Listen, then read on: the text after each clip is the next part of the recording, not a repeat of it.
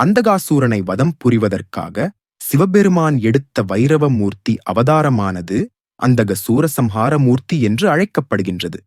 அந்தகாசூரனின் குருதியை உண்ண உருவாக்கப்பட்ட பூதமானது எம்பெருமானிடம் தான் கொண்ட பசியை போக்கும்படியும் தான் விரும்பியதை உண்ணும் வரத்தினையும் வேண்டியது. பிறை சூடிய கைலாயநாதரான சிவபெருமான் பூதம் வேண்டிய வரத்தினை அளித்தார். யுத்தத்தின் போது கனியாக மாறிய சுக்கிராச்சாரியாரை விழுங்கி தன்னுடைய கண்டத்தில் வைத்திருந்த சுக்கிராச்சாரியாரை வெளியே கொண்டு வந்தார் சிவபெருமான். பின்பு தாம் செய்த தவறை எண்ணி எம்பெருமானிடம் மன்னிப்பு வேண்டி நின்றார் சுக்கிராச்சாரியார். சுக்கிராச்சாரியாரிடம் சீடன் கூறுவதை தீர விசாரித்து சரியான வழிகாட்டுதலாக இருப்பதே சிறந்த குருவின் பணியாகும் என்று கூறி சுக்கிராச்சாரியாரை மன்னித்தருளினார். சுக்கிராச்சாரியாரும் எம்பெருமானிடம் இதுபோன்ற தவறுகள் இனி ஏற்படாத வண்ணம் எச்சரிக்கையுடன் இருப்பதாக கூறி சிவபெருமானை வணங்கி கைலாயத்தில் இருந்து அசுரலோகத்தை அடைந்தார். பூதமும் எம்பெருமானிடம் பெற்ற வரத்தால் தன்னுடைய பசியை போக்குவதற்காக கண்களில் தென்படுபவைகள் அனைத்தையும் உண்டது. இருப்பினும் அதன் பசியானது குறையவில்லை. இதே நிலை தொடர்ந்தால் பூதமானது தனது பசியை போக்குவதாக எண்ணி மூவுலகையும் உண்ண வேண்டியதாயிருக்கும் என எண்ணினார்கள் தேவர்கள். பூதத்தின் இந்நிலை தொடரக்கூடாது என எண்ணிய தேவர்கள் பூதத்தை பூவுலகில் கிடத்தி அதன் மீது அனைவரும் அமர்ந்து அந்த பூதத்தை எழுந்திருக்க முடியாமல் தடுத்தனர். இதனால் மென்மேலும் அதன் பசியானது அதிகரித்தது. இந்த சூழலில் இருந்து தன்னை காக்க வேண்டும் என பிரம்ம தேவரிடம் வேண்டி நின்றது. மேலும் தனக்கும் தேவர்களில் ஒருவராக இருக்கும்போது கிடைக்கும் மரியாதையும் இந்த பூவுலகிலும் வேண்டும் என்று வேண்டியது.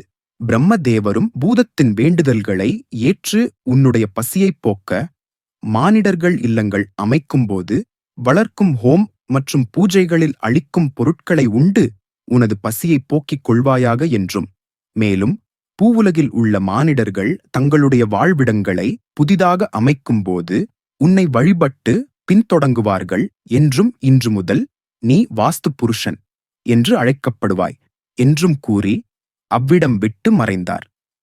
வேத காலங்களில் வாழ்ந்து வந்த முனிவர்களில் ததீசி முனிவரும் ஒருவர். இவர் அதர்வண வேதத்தை இயற்றிய அதர்வண முனிவருக்கும் சிட்டி தேவிக்கும் பிறந்த மகனாவார். இவர் நைமிசாரண்யத்தில் தனது துணைவியான சுவர்ச்சா தேவியுடன் இல்லறம் நடத்தி பிப்பலாத என்ற புத்திரனையும் ஈன்றார். ததீசி முனிவர் பிறந்தது முதலே சிவபெருமான் மீது பற்றும் மிகுந்த பக்தியையும் கொண்டிருந்தார். அவர் இல்லறத்தில் இருந்தாலும் காலம் தவறாது சிவபெருமானை பூஜித்து வந்தார்.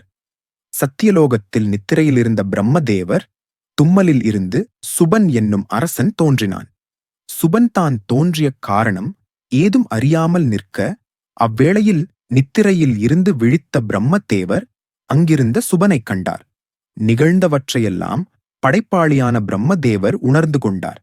பின் சுபன் கொண்ட ஐயத்தை நீக்கி தேவர்களின் வேந்தனான இந்திரனை நோக்கி தவம் புரிய வழிகாட்டினார்.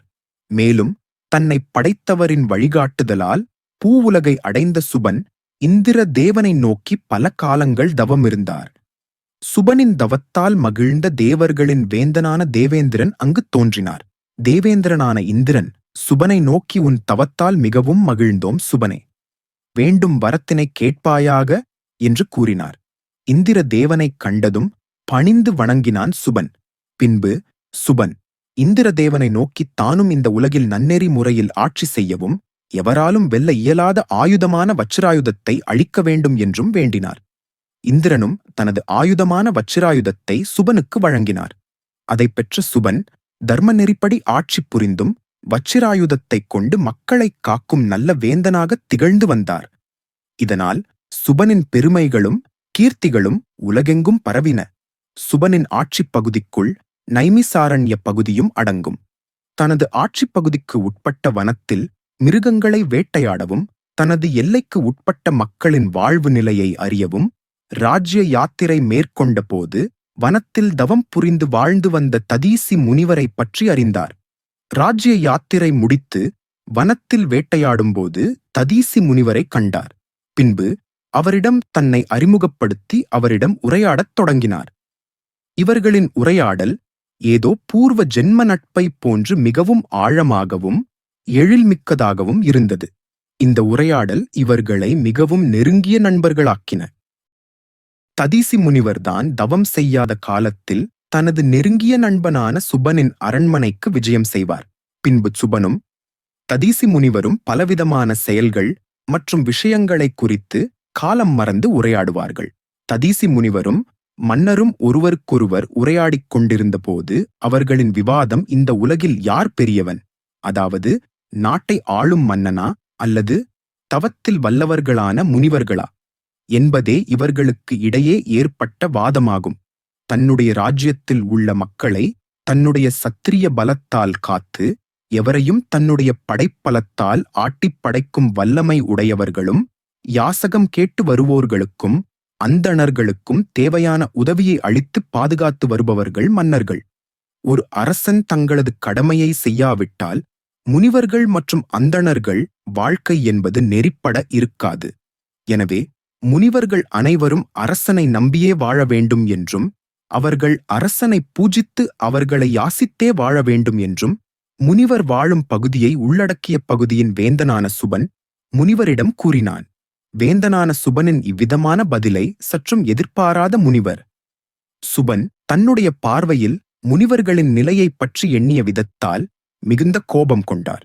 இறைவனுக்கு விருப்பமான மந்திரங்கள் மற்றும் தவத்தை என்னைப் போன்ற முனிவர்களால் மட்டுமே செய்ய இயலும் என்றும் அந்தணர்களால் வளர்க்கப்படும் யாகத்தால் கிடைக்கும் இறை அருளைக் கொண்டே நாடுகள் வளமடைகின்றன, அதனாலேயே அரசர்களும் செல்வ வளம் பெறுகின்றார்கள் என்றார் ததீசி முனிவர். மேலும் அனைத்திற்கும் காரணமான வேதங்களை பயின்று அதை எந்நாளும் ஓதி இறைவன் திருவடிகளை எண்ணியே இருக்கும் எங்கள் முன்னால் உன்னைப் போன்ற வேந்தர்களின் படை பலமும் செல்வ பலமும் நிலையானது அல்ல. என்னைப் போன்ற முனிவர்கள் உன்னைப் போன்ற மன்னர்களை அண்டி வாழ்வதா? ஞானத்தில் முதிர்ச்சி பெற்ற முனிவர்களை பூஜித்து அவர்களின் அருளைப் பெற்றால் தான் உன்னைப் போன்ற அரசர்கள் ராஜ்ய பரிபாலம் செய்ய இயலும் என்று சினத்துடன் உரைத்து தனது கரத்தினால் அரசனான சுபனின் தலையில் ஓங்கி அடித்தார். தன்னிடம் யாசகம் பெற்று வாழ்க்கை நடத்தும் ஒரு ஏழை முனிவர் இந்த பார்ப்புகழ் போற்றும் வல்லமை கொண்ட வேந்தனை அடிப்பதா என்று சினம் கொண்ட சுபன் தன்னுடைய வாழ்வை மற்றவர்களிடம் யாசகம் பெற்று நடத்தி வரும் உனக்கு இவ்வளவு அகந்தையா? இந்த நொடியில் உன்னை என்ன செய்கின்றேன் பார் என்று கூறி தனது வச்சிராயுதத்தைக் கொண்டு முனிவரை தாக்கினார். சுபனின் இந்தவித தாக்குதலை சற்றும் எதிர்பாராத ததீசி முனிவர் வச்சிராயுதத்தின் ஒளிப்பிழம்பானது முனிவரின் மார்பைத் தாக்கியதும் அதனால் ஏற்பட்ட வலியினை தாங்க இயலாமல் அவ்விடத்திலேயே இரத்தம் உமிழ்ந்து சுயநினைவின்றி மயக்கம் அடைந்தார். அதைக் கண்டதும் சிரமேறிய சினமானது தணிந்து அவ்விடத்தை விட்டு சென்றார் சுபன். சிறிது நேரம் கழித்து சுய நினைவிற்கு வந்த ததீசி முனிவர் வச்சிராயுதத்தால் ஏற்பட்ட தாக்குதலால் பலத்த காயமடைந்திருந்தாலும் மன உறுதியுடன் எழுந்து மிகுந்த சினத்துடன் அரண்மனையை விட்டு வெளியேறி தவம் புரிவதற்காக வனத்திற்கு விரைந்து சென்றார். இந்த மதியிழந்த வேந்தனுக்கு சரியான பாடம் புகட்டாமல் விடமாட்டேன் என்று வைராக்கியம் கொண்டவராக வனத்தை அடைந்த ததீசி முனிவர் உடலில் இருந்த காயங்களோடு அசுர குருவான சுக்கிராச்சாரியாரின் உதவியை நாடி அவரை நோக்கி தவம் இருந்தார். ததீசி முனிவர் அசுர குருவான சுக்கிராச்சாரியாரை எண்ணி தவமிருப்பதை அறிந்த தேவர்கள் இச்செயலை அவர்களின் வேந்தனான இந்திரனிடம் தெரிவித்தனர். இந்திரனோ ததீசி முனிவர் மீது மிகுந்த கோபம் கொண்டார். தனக்கான காலம் வரும்போது இதற்கான பலன்களை அனுபவிப்பார்கள் என்று கூறினார். தன்னை எண்ணி முனிவர் தவம் புரிவதை அறிந்த சுக்கிராச்சாரியார் முனிவர் தவம் புரியும் இடத்தில் தோன்றினார். பின் தன்னை எண்ணி தவம் செய்ததற்கான காரணத்தை வினவினார். ததீசி முனிவரோ சுபனால் தனக்கு ஏற்பட்ட அவமானத்தையும் அதனால் தான் அடைந்த மனவேதனைகளையும் விவரித்து அந்த மூடனுக்கு சரியான பாடத்தை புகட்டியே ஆக வேண்டும், அதனால் தாங்கள் தேவேந்திரனின் ஆயுதமான வச்சிராயுதத்தால் தாக்கினாலும் எனக்கு எவ்விதமான தீங்கும் ஏற்பட வண்ணம் இருக்கக்கூடிய வலிமையை அளிக்க வேண்டினார்.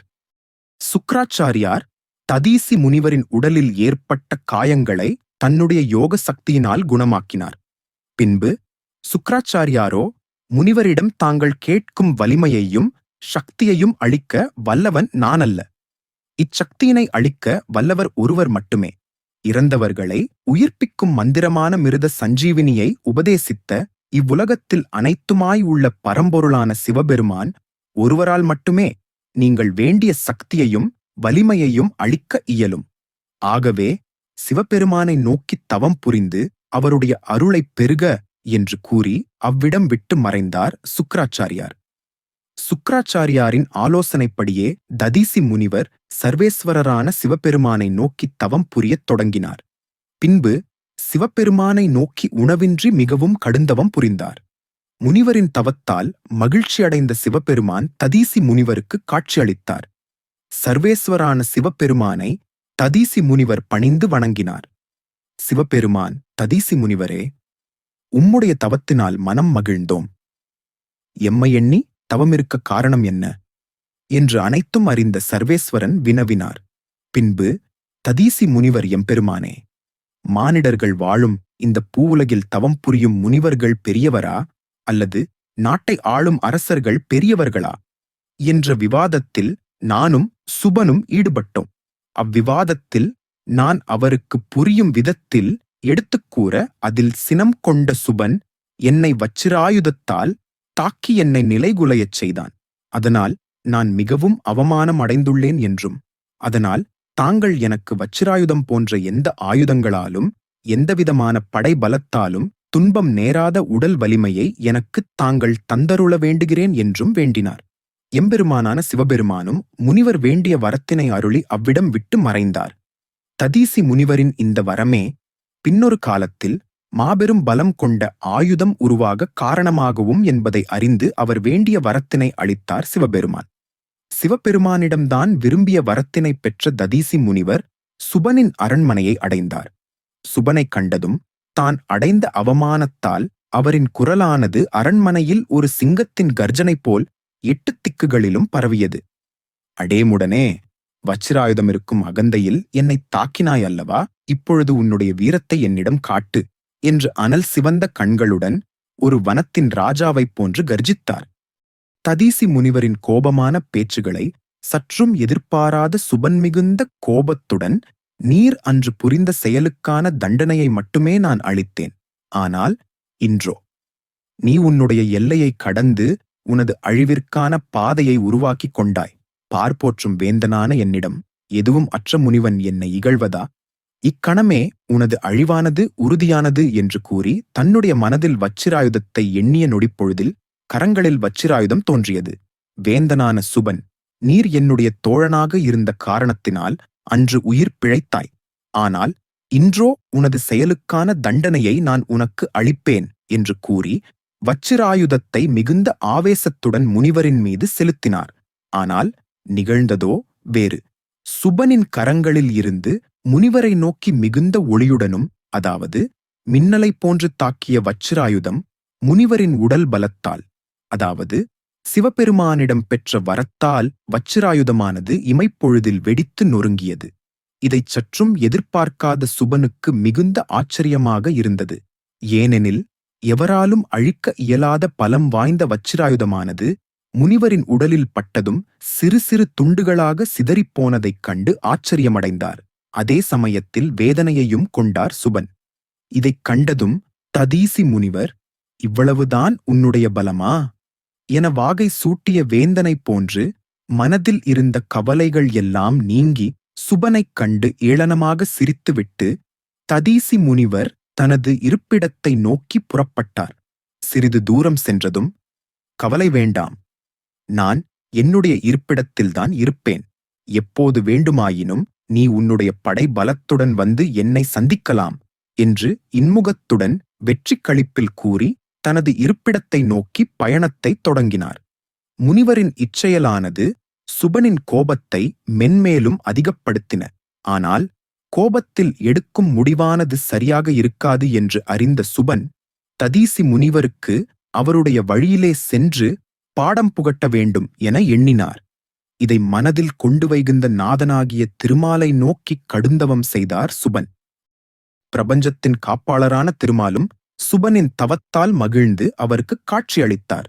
சுபனின் முன் தோன்றிய திருமால், உன் தவத்தால் மனம் மகிழ்ந்தோம், வேண்டும் வரத்தினை கேட்பாயாக என்று கூறினார். சுபனும் திருமாலை மிகவும் பக்தியுடன் வணங்கி தனது ராஜ்யத்தில் வாழ்ந்து வந்த முனிவரான ததீசிக்கும் தனக்கும் ஏற்பட்ட வாதத்தில் அம்முனிவர் என்னை மிகவும் அவமானப்படுத்திவிட்டார். மேலும் என்னுடைய ஆயுதமான வஜ்ராயுதத்தையும் அழித்துவிட்டார். இனி அவரை வெல்ல உதவக்கூடிய வலிமை வாய்ந்த ஆயுதத்தை தாங்கள் எனக்கு அளிக்க வேண்டும் என வேண்டி நின்றார் சுபன்.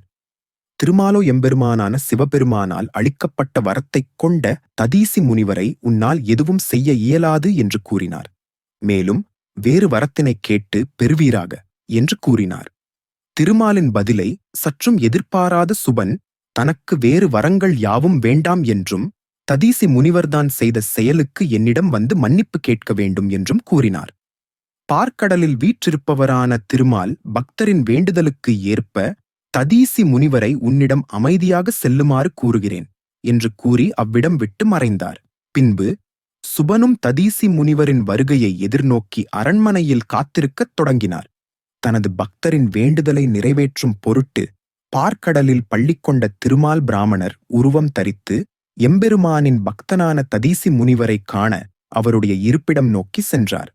சிவபெருமானை வழிபட்டு கொண்டிருந்த ததீசி முனிவரை அந்தணர் உருவத்திலிருந்த திருமால் கண்டு, என் வாழ்நாளில் என்ன புண்ணியம் செய்தேனோ, நான் உங்களை காண நேர்ந்தது. இந்த சந்திப்பால் மிக்க பெருமையையும் மகிழ்ச்சியையும் அடைவதாக கூறினார். மாயைகளுக்கு அப்பாற்பட்ட சிவசிந்தனை கொண்ட ததீசி முனிவர் அந்தணர் உருவத்தில் இருப்பவர் யார் என்பதை அறிந்து கொண்டார். பின்பு தனது இருப்பிடத்திற்கு வருகை தந்த அந்தணரை வணங்கி பிரபஞ்சத்தில் உள்ள உயிர்களை காப்பவரும் செல்வமகளை தன்னருகில் கொண்டு பார்க்கடலில் வீற்றிருப்பவருமான திருமால் தனது பக்தனுக்கு அருள் புரிவதற்காக வந்துள்ளதை அறிவோம் என்று கூறினார். முனிவரின் கூற்றுக்களை கேட்ட திருமால் பின்பு தனது சுயரூபத்துடன் அவர் முன்னே தோன்றினார். அந்தணரின் சுய உருவத்தைக் கண்ட ததீசி முனிவரும் திருமாலை மிகுந்த பக்தியுடன் வணங்கினார். பின்பு திருமால் ததீசி முனிவரிடம், சிவபெருமானின் மீது மிகுந்த பக்தியும் அன்பும் கொண்ட முனிவரே, என் மீது அன்பும் பக்தியும் கொண்ட சுபனுடன் ஏன் இந்த பகை? சுபனும் நீங்களும் பலம் வாய்ந்தவர்கள். எனவே நீங்கள் இருவரும் ஒன்றிணைந்திருப்பதே நல்லதாகும் என்று கூறினார். பரந்தாமனின் கூற்றுக்களைக் கேட்ட முனிவர், சுபனுடன் எனக்கு எந்த பகையும் இல்லை. ஆனால் சுபனோ இறைவனிடத்தில் செலுத்தும் பக்தியை என்னால் ஏற்க இயலாது என்றும், இதனால் எவரிடத்திலும் பகை உண்டானாலும் அதை எதிர்த்து போராடத் தயாராக உள்ளேன் என்றும் கூறினார். முனிவரின் இந்த பதிலானது நாராயணனின் கோபத்தை அதிகப்படுத்தியது. பரந்தாமனான என்னிடமே நீர் இவ்வளவு அகந்தையுடன் பேசுகின்றாய் என்றால், உன்னுடைய வேந்தனான சுபனிடம் எவ்விதம் அகங்காரத்துடன் பேசியிருப்பாய்? உன்னுடைய அகங்காரத்திற்கு உண்டான தண்டனையை அளித்து உன்னை தண்டித்தே ஆக வேண்டும் என கூறியபடி தனது கரங்களிலிருந்த சக்கராயுதத்தை அதிவேகத்துடன் ததீசி முனிவரை நோக்கி ஏவினார். சூரியனிடமிருந்து வெளிப்படும் ஒளிக்கதிர்களைப் போலவும் அதனிடத்தில் கொண்ட வெளிச்சத்தைப் போலவும் பல கோடி பிரகாசத்துடன் முனிவரை நோக்கி சக்கராயுதம் வந்து கொண்டிருந்தது. தன்னை நோக்கி வரும் சக்கராயுதத்தைக் கண்டு எவ்விதமான அச்சமுமின்றி மனதில் சிவபெருமானின் திருநாமத்தை எண்ணியவாறு நின்று கொண்டிருந்தார் ததீசி முனிவர். ததீசி முனிவரின் அருகில் சென்ற சக்கராயுதம் அவரை வதம் செய்வதை தவிர்த்து அவரை மும்முறை வலம் வந்து பின்னர் திருமாலிடமே சென்றது. ததீசி முனிவரோ, பரந்தாமா, இந்த சக்கராயுதம் சிவபெருமானின் அருளைப் பெற்ற எம்பெருமானின் சிந்தனை கொண்ட பக்தர்களை என்ன செய்ய இயலும் என்று இருமாப்புடனும் ஏளனமாகவும் திருமாலை நோக்கி கூறினார். தனது சக்கராயுதம் முனிவரிடம் பலமற்றுப் போனதைக் கண்டும் முனிவர் ஏளனமாக பேசியதும் திருமாலின் கோபத்தை அதிகப்படுத்தின. எனவே மாயைகள் பல புரிந்து மாயக்கலையில் உன்னதவரான திருமால் முனிவரின் மீது கோபம் கொண்டு முனிவரை அழிக்க ஆயத்தமானார். பரந்தாமனான திருமால் ததீசி முனிவரை தாக்கிய செய்திகளை அறிந்ததும் தேவர்களின் வேந்தனான இந்திர தேவனும் மற்ற தேவர்களும் திருமாலுக்கு உதவியாக நின்று போர் புரியத் தொடங்கினார்கள். தேவர்களான நாங்கள் இருக்கும்போது அசுர குருவான சுக்கிராச்சாரியாரை நாடியதற்கு உண்டான தண்டனையை அளிக்கும் ஒரு வாய்ப்பாக இந்த சூழலை பயன்படுத்திக் கொள்ள தேவர்கள் திருமாலுக்கு உதவுவதாக கூறி இணைந்து கொண்டார்கள். தேவர்கள் அனைவரும் இணைந்து தங்களுடைய ஆயுதத்தினை ததீசி முனிவரின் மீது ஆவேசமாக ஏவினார்கள். ததீசி முனிவர் இவருடைய செயலை ஏளனமாக கருதிய தேவர்களுக்கு எதிர்பாராத நிகழ்வு ஒன்று உருவானது. அதாவது, தர்ப்பை புல்லை தாண்டி தேவர்கள் அனுப்பிய எவ்விதமான ஆயுதமும் செல்லவில்லை. மாறாக தர்ப்பை புல்லில் இருந்து உருவான நெருப்பு சுவாலையானது அனைத்து தேவர்களின் ஆயுதங்களையும் எரித்து சாம்பலாக்கின. இதை சற்றும் எதிர்பார்க்காத தேவர்கள் அடுத்து என்ன செய்வது என்று தெரியாமலிருந்த வேளையில் தர்ப்பை புல்லில் இருந்த நெருப்பு சுவாலையானது அவர்களை நோக்கி பாய்ந்து தொடர, தேவர்கள் அனைவரும் என்ன செய்வது என்று அறியாமல் அவ்விடம் விட்டு மறைந்து சென்றனர். ஆனால் திருமாலோ எவ்விடமும் செல்லாமல் முனிவரை தண்டித்தே ஆக வேண்டும் என்ற எண்ணத்தோடு தன்னிடம் உள்ள பலவிதமான அஸ்திரங்களை அவர் மீது எய்தார். ஆனால் அந்த அஸ்திரங்கள் அனைத்தும் எம்பெருமானின் சிந்தனை கொண்டு தன் முன்னர் எடுத்து வைத்த தர்ப்பை புல்லில் இருந்து உருவான தீஸ்வாலைகளில் விழுந்து தனது பலத்தை இழந்து சாம்பலாகின. பின்பு திருமால் தன்னிடம் உள்ள பிரம்மாஸ்திரத்தை எடுத்து முனிவரை நோக்கி கடுஞ்சினத்துடன் ஏவினார். பிரம்மாஸ்திரம் சென்ற வேகத்தில் முனிவரை தண்டிக்கும் என எதிர்பார்த்த திருமாலுக்கு பிரம்மாஸ்திரமும் பலனளிக்கவில்லை.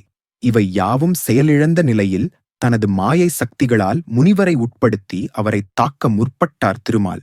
ஆனால் சித்தம் தெளிந்து சிவ சிந்தனைகளுடன் இருந்த ததீசி முனிவரிடம் எந்தவிதமான மாயையையும் செயல்படாமல் அவரை விட்டு விலகின. திருமாலின் செயல்களைக் கண்ட பிரம்மதேவர், ஏன் இந்த அனர்த்தமான செயல்களை வைகுண்டநாதர் புரிந்து கொண்டிருக்கிறார்? மாயைகள் பல புரிந்து நன்மை புரிந்தவர். கோபம், அகங்காரம் போன்ற மாயைக்கு உட்பட்டு செய்வதறியாமல் செயல்களை புரிந்து கொண்டிருக்கிறார். இவரை தடுத்தே ஆக வேண்டும் என எண்ணி திருமால் இருக்கும் இடத்தில் பிரம்மதேவர் உதயமானார். மாயை சக்தி பயன் அளிக்காத நிலையில் அடுத்து என்ன செய்வது என்று சிந்தித்த கணத்தில் எழில்மிகுந்த தாமரை மலரில் கரங்களில் வேதங்களையும் புண்ணிய தீர்த்தங்களையும் கொண்ட பிரம்மதேவர் உதயமாகி, திருமாலிடம் இந்த போராட்டத்தினால் என்ன பயன் உண்டானது பரந்தாமா? அனைத்தும் துறந்து சர்வம் சிவமயம் என்று எண்ணி சிவபெருமானால் ஆசிர்வதிக்கப்பட்ட முனிவரை எவரால் வெல்ல இயலும்? அவரின் மீதான தாக்குதல்களுக்கு நீங்கள் பயன்படுத்திய ஆயுதங்கள் மூலம் எந்தவிதமான பயனும் இல்லை. மாறாக அந்த ஆயுதங்கள் மூலம் பூவுலகில் வாழும் உயிரினங்களே பாதிக்கப்படுகிறார்கள். மும்மூர்த்திகள் இணைந்து உருவாக்கிய பிரபஞ்சத்தை நாமே அழிப்பதா? உடனே நிறுத்துங்கள் என்று கூறினார் பிரம்மதேவர். அனைத்தும் உணர்ந்தவரான சிவபெருமான் கரங்களில் சூலாயுதத்துடன் அவ்விடம் தோன்றி திருமாலை பிடித்திருத்த மாயையை விலக்கினார். அதுவரை மாயையானது விலகி மெய்ப்பொருள் யாதென உணர்ந்தார். பின்பு திருமால் தன்னுடைய பழைய நிலைக்கு வந்ததும் ததீசி முனிவரின் தவ வலிமைக்குத்தான் தலைவணங்குவதாக கூறினார். பின்பு சிவபெருமானோ உண்மையான பக்தி எவரிடத்தில் இருக்குமோ அவர்களுக்கு அவர்களின் பக்தியே வேலியாக அமைந்து அவர்களை நெருங்கும் இன்னல்களிலிருந்து காக்கும் கவசமாக அமையும் என கூறினார். எம்பெருமானின் கூற்றுகளில் இருந்த உண்மையை திருமாலும் உணர்ந்தார். ஏனெனில் திருமாலால் ஏவப்பட்ட அனைத்து அஸ்திரங்களிலிருந்தும் பலவிதமான இன்னல்களிலிருந்தும் காப்பாற்றியது ததீசி முனிவரின் சிவபக்தியே. பின்பு திருமாலும் வைகுண்டம் சென்றார். இதையறிந்த சுபன் திருமலை காண வேண்டி வைகுண்டம் சென்றார். திருமாலைக் கண்டு வணங்கிய சுபன், ததீசி முனிவர் என்னிடம் மன்னிப்பு கேட்க வரவில்லை என வினவினார். வைகுண்டநாதரோ சிவபெருமானின் அருளை பெற்ற அந்த அருந்தவ முனிவரிடம் அனுசரித்து செல்வது உத்தமமாகும் என சுபனுக்கு எடுத்துக் கூறினார். பின்னர் தான் வணங்கும் திருமாலே இவ்வாறு கூறியதைக் கேட்டதும் முனிவரின் கூற்றே சரியானதாகும் என உணர்ந்தார். பின்பு தன்னிடம் இருந்த அகங்காரம் யாவற்றையும் மறந்து ததீசி முனிவரின் இருப்பிடத்திற்கு சென்றுதான் இழைத்த பிழைகளுக்கு தன்னை மன்னிக்குமாறு வேண்டினார்.